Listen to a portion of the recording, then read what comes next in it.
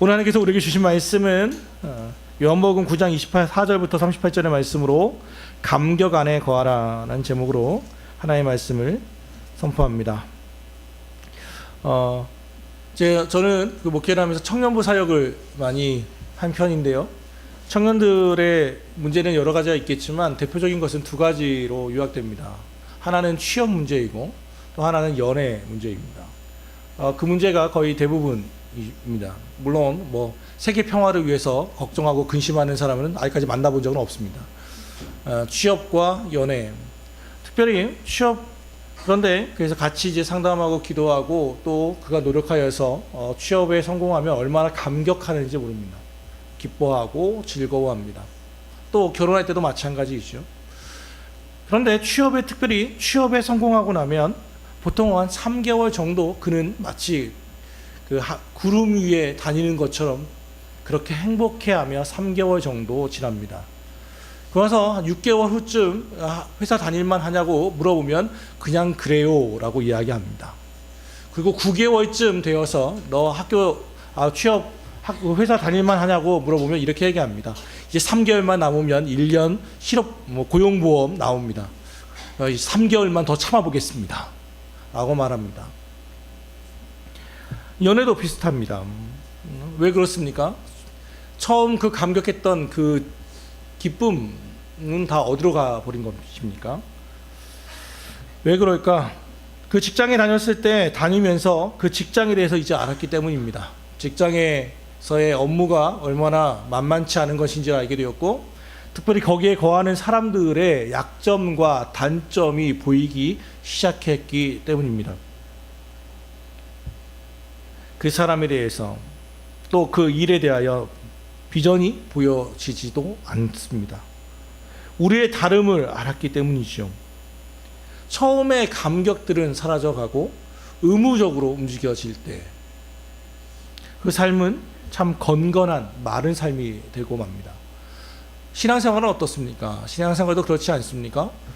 앞서 기도했던 것처럼 처음 예수를 믿을 때의 그 감격은, 예수라는 이름 하나만 들어도 눈물 흘리던 그 감격과 그 기쁨은 계속 반복되어지는 주일 예배와 또는 한 시간에 의무적으로 드릴 수밖에 없는 우리의 헌금들은 어느새 시간이 흘러가게 되면 성장하고 성숙하는 것이 자연의 법칙인데 놀랍게도 다 말라가 버리고 우리의 신앙생활은 종교생활로 바뀌어갈 때가 얼마나 많습니까? 저는 어제 우리 아들과 한국 축구 아시안게임을 보았습니다. 여러분, 어제 우리가 2대1로 우승을 했습니다. 금메달을 따고 손흥민은 금메달을 목에 걸고 병역 면제를 받았습니다. 왜 이긴지 아십니까? 어제 선한이와 제가 치킨을 먹기 때문에 그렇습니다. 저희가 7경기 중에 유일하게 먹지 않은 게 말레이시아전입니다. 그래서 우리가 말레이시아전에 지고 6경기 매번 치킨을 먹었습니다. 그래서 이겼습니다. 어제는 승리 기원 치킨이었습니다. 반드시 먹어야만 한다고, 그래야만 이긴다고. 그런데요, 그런 생각이 갑자기 들었습니다. 설교를 준비하면서 왜 내가 내 돈 내고 저 축구를 보나? 손흥민이 병역 면제 받았지 내가 병역 면제 받았나? 난 군대 갔다 왔는데 왜 가나? 왜 그렇습니까? 우리의 돈을 들여서 왜 축구 경기를 봅니까? 그리고 목이 터져라 응원합니까? 감격하고 싶기 때문에 그렇습니다. 그 기쁨에 참여하고 싶기 때문이 아닙니까? 손흥민이 그런 얘기 오늘 아침 인터뷰에 보니까 그렇게 얘기했더라고요. 그 연장전에서 우리가 2골을 넣어서 이겼는데요.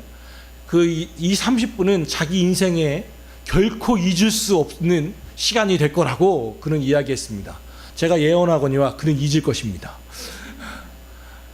그게 사람이기 때문에 그렇습니다. 새로운 인생의 파도와 고난 속에서 그 감격은 잃어가게 될 것입니다. 그러면 어떻게 하면 계속해서 감격하고 즐거워할 수 있습니까? 새로운 기쁨과 즐거움을 발견해낼 때만, 체험할 때만이 그렇습니다. 18세기 영국의 건축자였던 크리스토퍼 렌이라고 하는 사람이 그 세인트 폴 대성당이라고 있습니다. 영국의 큰 이제 PPT를 만들어 왔는데 선아이한테 보내질 않았습니다. 그래서 여러분 한번 보실 수 없습니다. 여러분 찾아보시면 미안합니다. 제가 안 보냈습니다. 세인트 폴 성당을 재건할 때의 일이었는데요. 그가 그 앞을 지나가다가 거기 다니던 사람에게 이렇게 이야기했습니다. 채석장에서 돌을 다듬고 있는 사람에게 지금 무슨 일 하세요? 라고 이렇게 물어봤습니다. 그랬더니 그가 뭐라고 말하냐면 투명하게 얼굴도 쳐다보지 않고 퉁명스럽게 말합니다. 나는 6자 길이의 석자 되는 폭되는 그 돌 다듬고 있지 뭐하고 있겠소? 라고 이야기했었습니다. 다른 사람에게 또 똑같은 질문을 했습니다. 무슨 일을 합니까? 그랬더니 그가 이렇게 얘기합니다. 다 입에 풀칠하기 위해서 하는 거죠. 벌써 몇 해째 이런 일을 하는지 모르겠습니다. 라고 이야기했습니다. 또 다른 누군가에게 이야기합니다. 당신은 무슨 일 합니까? 그랬더니 저는 지금 하나님의 집을 짓고 있습니다. 이 거룩한 사역에 한몫하고 있다는 것이 얼마나 감격스러운지 모르겠습니다. 라고 지었습니다. 그 얘기를 들으면서 저도 생각난 게 하나 있었습니다. 서울에 가면 성신여대가 있습니다. 성신여대에 가면 수정관이라고 큰 건물이 있습니다. 제가 그 미팅할 때 그 성신여대 애들하고 이렇게 미팅을 했었습니다. 그런데 그때 그런 이야기를 했습니다. 거기서 만나자마자, 그러니까 사실 제가 한 건 아니고 후배들이 만나는데 워낙 분위기가 다운됐다고 해서 저를 불렀습니다. 그래서 해결사로 가서 너 어디냐고 성신여대라고 해서 제가 바로 시작했습니다. 성신여대 거기에 수정관 있죠. 보통 여대에 있는 관을 모르거든요. 어떻게 아시냐고 제가 그랬거든요. 내가 지었습니다. 어떻게 아시냐고. 거기에 제가 거기 노가다 했거든요. 노가다 할 때 성신여대 수정관 지을 때 거기서 제가 노가다를 해서 거기에 구조나 이런 것도 대충 압니다. 그래서 거기에 그랬더니 막 신기해하고 즐거워했었습니다. 그래서 뭐 그런 이런저런 얘기로 분위기를 이끌어갔다는 것이 생각이 났습니다. 수정관에 제가 노가다를 했습니다. 그렇다고 해서 제가 지은 것입니까? 제가 지은 건 아닙니다. 그러나 불구하고 저는 그 건물을 지은 거에 대한 참여의식을 갖습니다. 마찬가지입니다. 하나 세인트 폴이라고 하는 그 대성당에 들어가서 조그만 돌을 다듬는 사람이 그걸 지었다고 생각하겠습니까? 그런데 그는 이렇게 얘기하죠. 거기 일에 나는 참여하는 자입니다. 하나님의 집이 세워지는데 하나님의 나라가 임하게 될 것입니다. 주 예수께서 다시 오실 때 그 일에 여러분이 같이 참여하고 있다는 그 감격함을 알고 계십니까? 여러분 때문에 누군가 예수를 믿게 된다는 것을 알고 계십니까?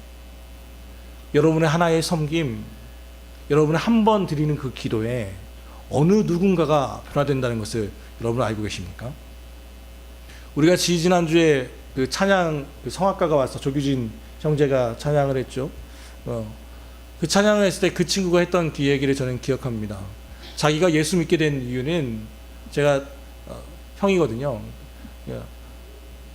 이 아이를 고등학교 때부터 제가 알고 있는데 걔 아이가 처음 전도되었을 때 그때 형이 저랑 같이 놀아주고 저를 붙잡아 주셨기 때문에 제가 여기 있습니다 라고 했던 것을 저는 기억합니다. 그냥 전 놀아주었을 뿐입니다. 신앙을 맞는 것은 제가 한 게 아닙니다. 하나님께서 하셨습니다. 그런데 그것은 같이 놀아줘서 같이 탁구 친 것 한두 번이 그 인간을, 그 사람을 바꾸어 줄 수 있었습니다. 그것을 듣는 이 감격은 저에게 얼마나 큰 기쁨이 되는지 모릅니다. 현대인들의 가장 큰 문제는 지식은 있지만 확신이 없고 많이 아는 것 같지만 자신 있게 아는 일은 없습니다. 재산도 있지만 만족함은 없고 배는 부르지만 기쁨은 사라지고 권력은 있지만 성취감이 없습니다. 가장 큰 문제는 말초적인 기쁨은 있지만 감격함은 덜합니다. 무언가에 감격하고 눈물을 흘리고 즐거워하는 것, 여기에는 참으로 희박해져 가고 있습니다. 불평은 많습니다. 그러나 여러분 기억하십시오. 불평에는 끝이 없습니다. 원망에도 끝이 없습니다. 감격함, 감동함을 만나기 전까지는 그렇습니다. 오늘 말씀에 보면 이 감격해야 하는 사람이 나타나죠. 그의 이름은 맹인입니다. 이름도 나오지 않습니다. 성경에서는. 이 사람의 이야기를 잠시 봅시다. 9장에 보면 이 사람의 이야기가 전체 나옵니다. 성경에서 한 사람 이름도 나오지 않은 사람이 전체 나오는 것은 극히 이례적입니다. 나이가 40입니다. 그가 길거리에서 구걸하고 있었습니다. 예수님과 제자들이 지나가시다가 제자들이 궁금해해서 물어봅니다. 저 소경은, 저 맹인은 누구의 죄 때문에 저렇게 가난하게 거지로 살고 있습니까? 저 사람이 맹인된 것은 누구의 죄 때문입니까? 라고 묻습니다. 참 아주 못된 말 아닙니까? 이들은 이미 정죄했습니다. 제가 저렇게 된 건 지 죄 때문이야. 저렇게 못나게 사는 것은, 근데 궁금한 겁니다. 부모님의 죄 때문에 저 사람이 소경된 건지, 아니면 태어날 때부터 죄를 지어서 소경이 된 건지, 이미 죄인이라고 이들은 바로 이야기해 버립니다. 그랬더니 예수님께서 제자들을 혼냅니다. 누구의 죄 때문인도 아니다. 저 사람은 오히려 하나님의 영광을 위하여 쓰일 자다라고 말씀하시고는 그에게 다가갑니다. 하나님 그의 가능성을 보셨습니다. 예수께서는 그리고 다가가 그에게 명령합니다. 십리 정도 들어있는, 십리는 약 4km입니다. 4km 정도 떨어져 있는 실로암이라고 하는 그 연못에 가서 진흙으로 물을 개어서 눈에 바르라. 그리고 씻으라. 그러면 네가 보게 될 것이라고 말씀하십니다. 여러분 생각해 보십시오. 잘 알지 못하는 이가 맹인이 십리 4km를 걸어가야만 합니다. 보통 평소 건장한 사람이 걷는 거리가 4km입니다. 1시간. 그러면 소경이 실로암까지 걸어가야 한다면 몇 시간 정도가 소요되겠습니까? 약 3-4시간 이상은 충분히 소요가 돼야만 합니다. 그리고 갔던 길들도 아닐 겁니다. 무엇을 딛고 갈지도 모릅니다. 그러니까 계속해서 어떤 일이 벌어지냐면 사람들에게 물어 가야만 합니다. 번거로운 일입니다. 그 일을 해내야만 합니다. 그곳에서는 의학적 지식이 없는, 여러분 진흙을 눈을 바른다고 해서 눈이 떠지겠습니까? 자기의 상식과도 맞지 않는 오히려 그 더러운 진흙을 개어 붙여야만 합니다. 차라리 피부에 좋으니 진흙의 양법 진흙을 바르세요 했으면 이해가 가지만 눈 뜨는데 진흙 바르라, 어떻게 흙을 눈에다 바릅니까? 그건 말도 안 되는 일입니다. 그래서 그 일을 그가 해냅니다. 그만큼 그는 간절했습니다. 쥐푸라기 하나라도 붙잡고 싶었습니다. 저는 이 사람 믿음이 있었다고 저는 생각하지 않습니다. 그만큼 절박했을 것입니다. 여러분 아시는 것처럼 주변에 암 환자가 있는 분은 압니다. 아무 말도 안 되는 것 같은데 누군가 어디에 뭐가 좋다고만 하면 전국을 돌아서라도 그 물건을 반드시 사내어서 그를 고치고자 하는 것이 질병을 가진 가족들의 마음이 아닙니까? 당사자의 마음은 얼마나 그렇게 깊습니까? 그 절박함으로 그렇게 넘어지고 쓰러지며 실로암 못에 갔습니다. 그리고 진흙을 기어서 눈에다 바르고 씻었더니 정말 눈이 보이게 되었습니다. 나이 40에 보게 된 빛이요 사물입니다. 자기의 손을 처음 봤습니다.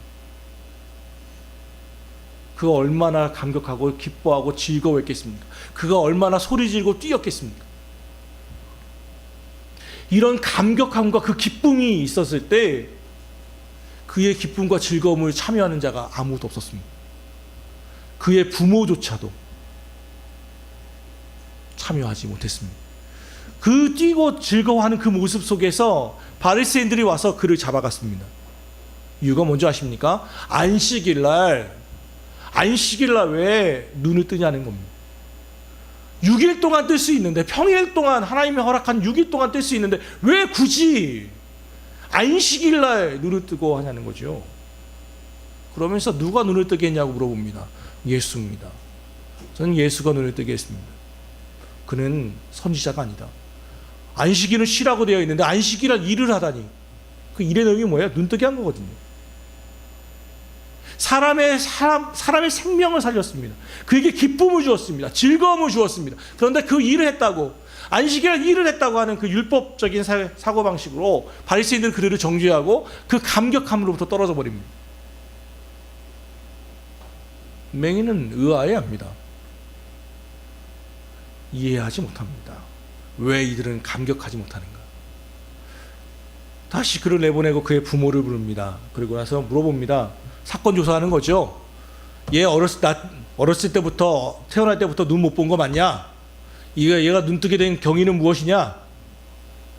근데 부모는요, 서슬퍼런 바리새인들의 앞에서 두려워 말을 못합니다.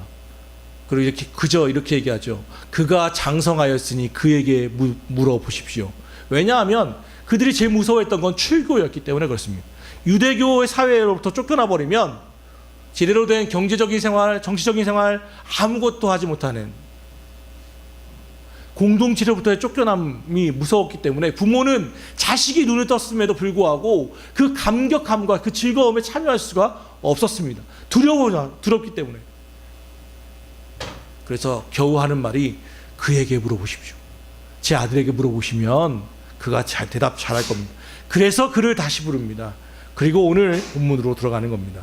이에 두 번째 불러 말합니다. 뭐라고 말합니까? 이에 그들이 맹인이 되었던 사람을 두 번째 불러 이르되 야 너는 하나님께 영광을 돌리라. 우리는 이 사람이 죄인인 줄 아노라. 여기서 이 사람은 예수이죠. 예수는 죄인이다. 왜? 안식일날 일했기 때문에. 그러면 말합니다. 우리가 예수가 죄라고 말하니까 눈을 떴던 맹인이 이렇게 얘기합니다. 내가 그가 죄인인지 내가 알지 못하지만 한 가지 아는 것은 내가 지금 맹인으로 있다가 지금 보는 것입니다. 저는 신학적인 거 잘 모릅니다. 교리적인 거 모릅니다. 성경 잘 모릅니다. 그런데 제가 지금 아는 것은 지금 내가 보고 있다는 것입니다. 여러분 이게 뭔지 아십니까? 간증이에요. 이게 체험이에요. 우리가 신앙을 감격 안에 거하려면 이 간증이 있어야만 합니다. 하나님을 체험하는 기쁨이 있어야만 한다는 것입니다. 이는 분명합니다. 많은 사람이 얘기합니다. 한국교회가 위기라고 말합니다. 교인들이 앞서 말한 것처럼 종교생활을 한다고 말합니다. 왜 그렇게 됩니까? 말씀을 몰라서입니까? 기도를 안 해서 그렇습니까? 그건 하나의 원인일 수는 있겠지요. 그러나 최종적으로 물어본다면 하나님을 경험하지 못하기 때문에 그렇습니다. 살아계신 하나님을 우리의 삶 속에서 경험하지 못할 때 우리의 신앙은 메말라 갈 수밖에 없습니다. 그렇다고 무슨 거창한 것도 아닙니다. 하나님께서 우리의 암을 고치시고 우리의 갑자기 안 됐던 대출이 뻥뻥 튀고 이런 큰일만 있는 것이 아닙니다. 못났지만 제 이야기를 잠시 하려고 합니다. 금요일날 자유로를 이렇게 운전하다가 갑자기 제가 이렇게 눈물을 흘렸습니다. 이유는 딴 게 아니었습니다. 갑자기였습니다. 라디오를 그냥 듣고 쭉 가는데, 그렇죠? 차가 막히니까 갔다 섰다 저는 자동이니까 D와 N 중립으로 왔다 갔다 했습니다. 그런데 갑자기 뜬 생각이 뭐냐면 그냥 깨달음이에요. 아, 우리 인생이 이런 거구나 라는 생각을 했습니다. 내가 가고자 하는 목적지는 있는데 때로는 D드라이브를 넣고 엑셀을 밟고 막 달려가는가 하면 때로는 중립을 놓을 때가 있고 때로는 필요 없을 것 같지만 후진을 놔야 할 때가 있습니다. 뒤로 돌아가야 할 때가 있습니다. 인생이란 그런가 보다. 목적지는 하나인데 때로는 달려가지만 D드라이브 놓고 막 달려갈 때도 신나지만 때로는 후진할 수 있다는 게 얼마나 감사한가. 내가 뒤돌아설 수 있다는 게 얼마나 감사한가. 막힐 때가 있으니 저희는 또 특별히 우리 진석이가 알려줬어요. 제 차에 블루투스 기능이 된다는 거 처음 알았어요. 제 차에 차 산지 8개월 만에 알았나요? 처음 알았어요. 진석이가 알려줘갖고. 근데요, 이 블루투스도요, 차가 멈췄을 때만 잡혀요. 운전 중에는 블루투스 못하게 돼 있어요. 안전을 위해서 안 잡혀요. 그래갖고요, 차가 멈출 때가 얼마나 기쁜지 아세요? 멈췄을 때 블루투스 연결하는 거예요. 그때 중립 놓고. 뭐예요? 다 인생이란 달릴 때도 있고 후진할 때도 있고 멈춰 설 때도 있다는 거예요. 갑자기 금요일날 달리다가 그 기쁨이 왔어요. 그러니까 무슨 생각이 들었겠어요? 설교 오늘 또 말씀에 있는데 이거 인용해야겠다. 괜히 갑자기 차 안이 제 목양실이 된 거죠. 설교를 준비하는 자리가 되었습니다. 하나님을 경험한다는 걸 우리는 너무 대단하게 생각할 필요가 없어요. 뭐 엄청난 일도 아니에요, 사실. 하나님은 매 순간순간 우리 삶 가운데 역사하세요. 누군가 툭툭 던지는 그 한마디에, 그 기쁨에, 오늘 놀라운 걸 얘기해 드릴까요? 오늘 설교가 끝나고 예배가 끝나면요, 오늘 음식 유영 권사님 또 맛있게 준비하셨겠지만 복숭아가 준비되어 있습니다. 괴짝 하나가 있다는 거 알게 될 겁니다. 조치원에서 오늘 기성이가 가져왔대요. 괴짝, 야, 설교 때는 한 번도 감동 안 하다가 복숭아 하나에 이런 나오는 얘기 참 슬픕니다. 자, 아무튼 아침 7시에 출발했대요. 조치원에서 예배드리기 위해서. 왜요? 저는 거기에 감격하는 거죠. 지난주에 먹고 다시 또 하트가 날라왔어요.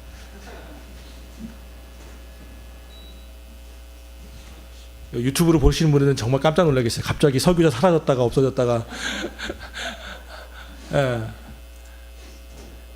바로 그런 거죠. 지난주에 먹고 맛있었대요. 그래서 같이 나누고 싶다. 그래서 사왔다는 거죠. 그때 뭐예요? 우리는 거기서 감격하고 감동을 누리죠.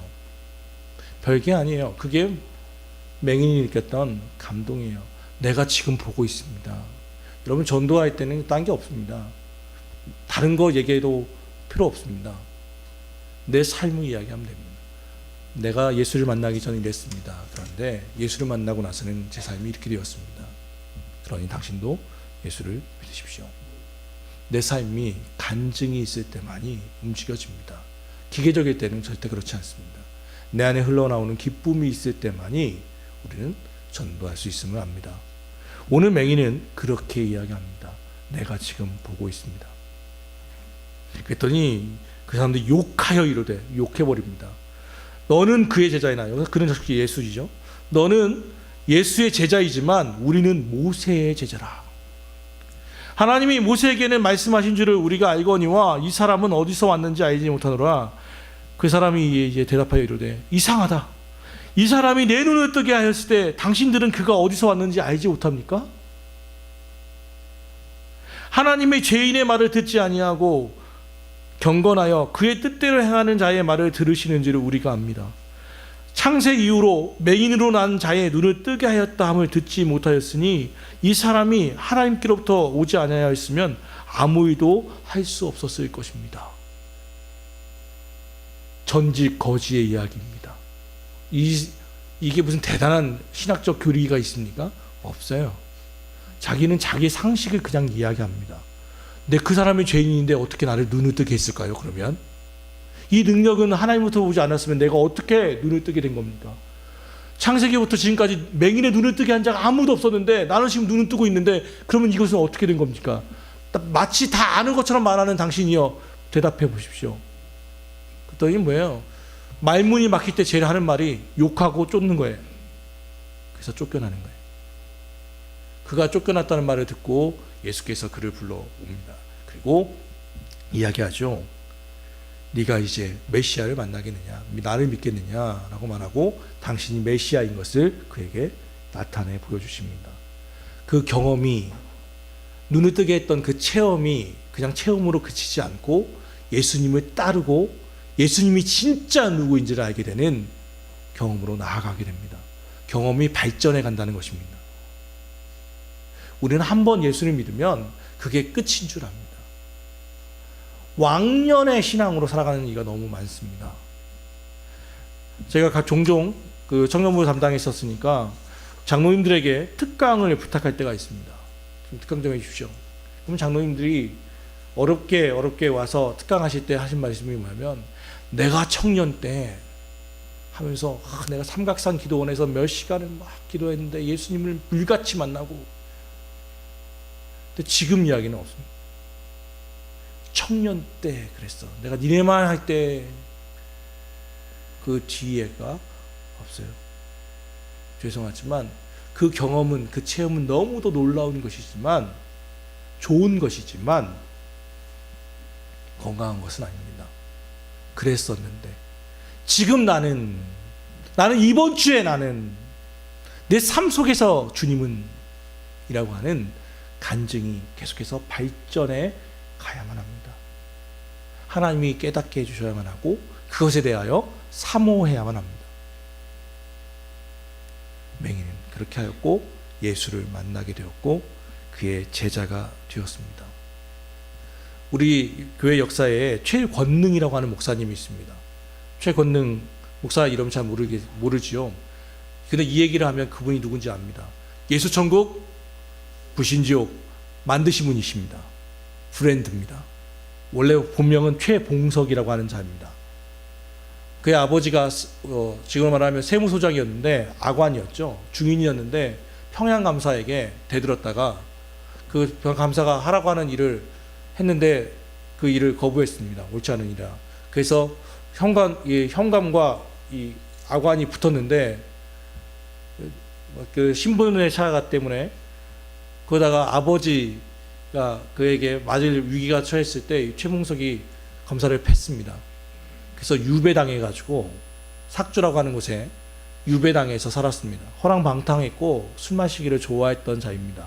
그러다가 그가 어느 날 그의 그 고종재라고 하는 고종재 되는 백유경이라고 하는 이가 만나서 그를 만나게 됩니다. 아무튼 그래서 예수를 듣고 그 나같이 이렇게 허랑방탕한 놈도 예수 믿을 수 있어? 라는 그 질문 앞에 오히려 하나님은 당신을 기다린다라는 말에 그가 예수를 믿기로 결심하게 되고 평양신학교 제가 장신대 출신인데 저희 선배이기도 합니다.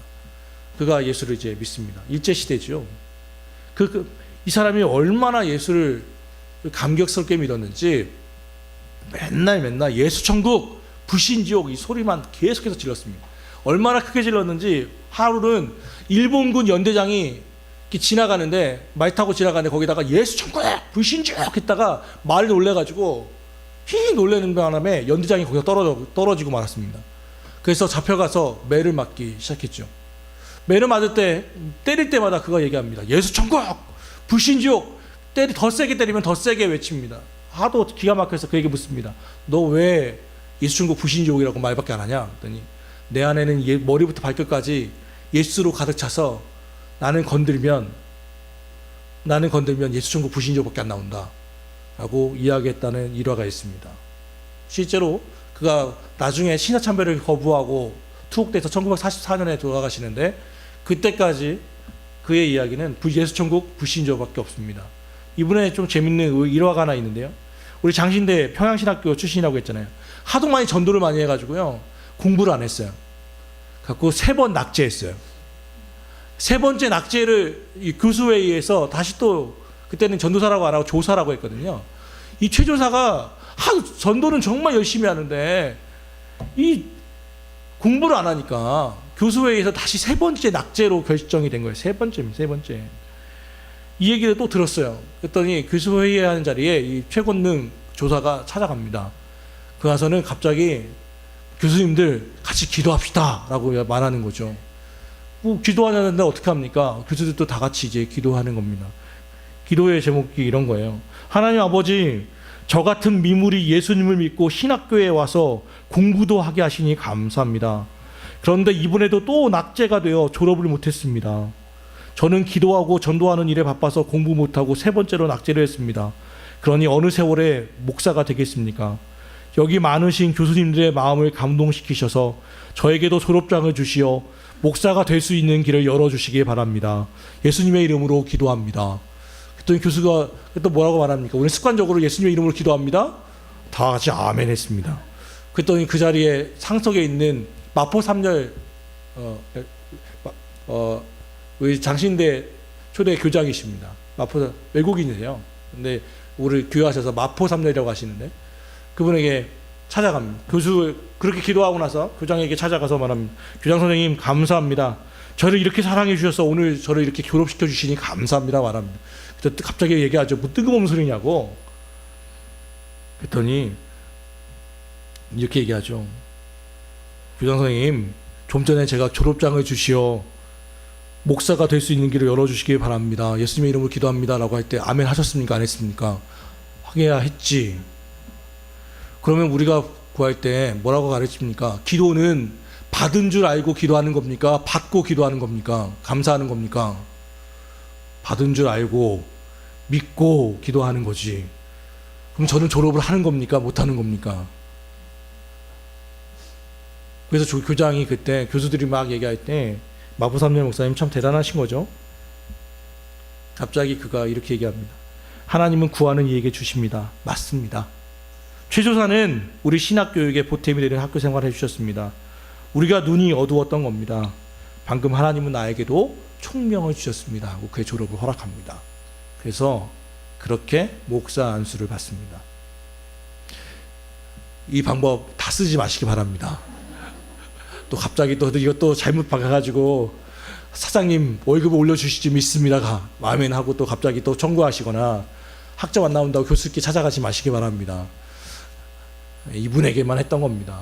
그러니까 쉽게 말하면 그는 처음 예수를 믿었던 그 감격을 고난받을 때나 어려울 때나 계속해서 간직하고 있었다는 것입니다. 주님 안에 거한다.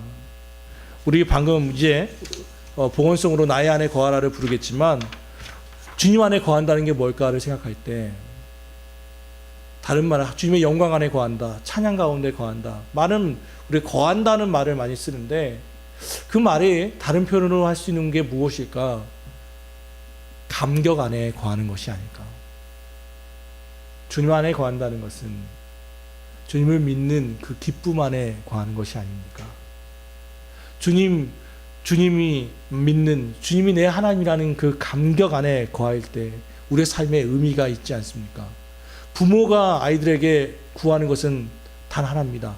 감격입니다. 아이들이 우리에게 응답하는 것은 다른 게 아닙니다. 그렇게 헌신하고 쏟아 부었을 때 아이들이 한 번 웃어주는 것, 감격해 하는 것, 그래서 하는 겁니다. 연애할 때 왜 남자친구가 또 여자친구가 자꾸 자기 돈, 시간 들여서 연애하는지 아십니까? 그 사람을 감격시키기 위해서 그렇습니다. 몇 시간씩을 투자하는 이유, 왜 그렇습니까? 감격시키기 위해서 그렇습니다. 하나님이 우리를 위해서 십자가에 못 박혀 죽으신 이유가 무엇입니까? 우리를 감격시키기 위해서입니다. 그럼 우리가 할 수 있는 최고의 응답은 무엇입니까? 감격해 주면 됩니다. 하나님 감사합니다. 하나님의 사랑에 감격하며 눈물 흘리면 됩니다. 말씀을 마무리 짓습니다. 주님 안에 거하십시오. 주님의 감격 안에 거하십시오. 그 주님을 믿는 그 감격 안에 거할 때 우리의 생활은 비로소 활기를 찾게 되고 예수 믿는 기쁨이 충만하셔야 합니다. 기도합시다.